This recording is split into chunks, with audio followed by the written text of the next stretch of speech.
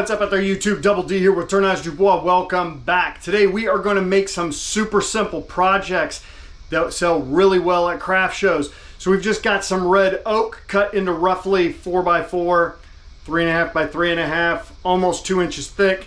Got some of those. I'm going to turn some cocktail smokers. I know people who smoke their whiskeys, their bourbons, their old fashions, their different drinks.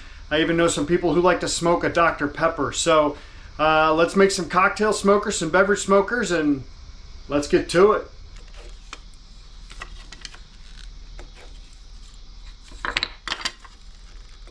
The reason I mark from all four corners is that gets me a true center if the piece isn't perfectly square. So then what I do is I'll find the middle part of all those lines, which is a really easier way for me to find center.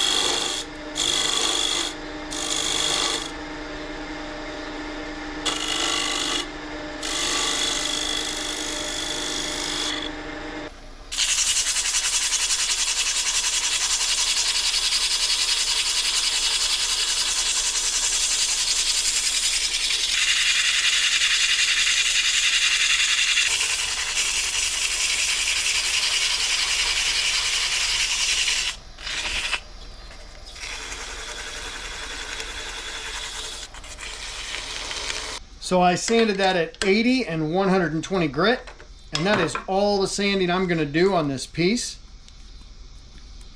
Doesn't need to be super finished because you're not going to put a finish on it. You're not going to use abrasive paste or anything like that because you really don't want any of those type of chemicals getting into your smoked beverage. So I'll get another one turned and we're going to do some laser engraving too.